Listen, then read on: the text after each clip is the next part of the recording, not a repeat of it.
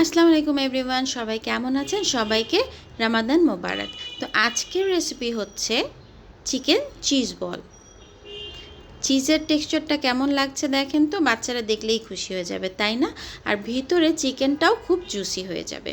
কিভাবে, চলেন একসাথে রেডি করে ফেলি। প্রথমে ব্লেন্ডারে আমি নিয়ে নিচ্ছি চিকেন কিউব, বোনলেস চিকেন, তার সাথে কাঁচামরিচ, পেঁয়াজ, আদা রসুনের পেস্ট, টক দই, আর দিয়ে দিব গোলমরিচের গুঁড়া, ধনার গুঁড়া, দিয়ে দিচ্ছি জিরার গুঁড়া, সাথে অ্যাড করে দিব মরিচের গুঁড়া, গরম মশলা গুঁড়া, লবণ, আর দেব বাটার।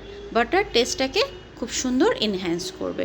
ঠিক আছে, খুব ভালো মতো ব্লেন্ড করে নিয়েছি, একদম সুন্দর মতো ব্লেন্ড হয়ে গেছে। এখন আমি এটাকে 30 মিনিটসের জন্য ফ্রিজে রেখে দেব। ফ্রিজে রাখলে কি হবে, খুব ইজিলি আমরা বল করতে পারবো। তো 30 মিনিটস পরে বের করে নিয়ে, আর সাইডে কিন্তু আমি আলুটাকে সিদ্ধ করে ম্যাশ করে নিয়েছি আগেই, 2টা আলু নিয়েছিলাম আমি। এখন ওই চিকেনটাকে আলুর সাথে মিশিয়ে নেব, খুব ভালো মতো মিশিয়ে নেব।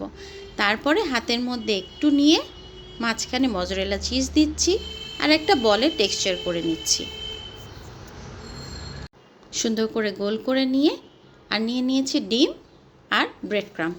ডিমের মধ্যে দিয়ে ব্রেড ক্রাম্পে গড়িয়ে নিতে হবে।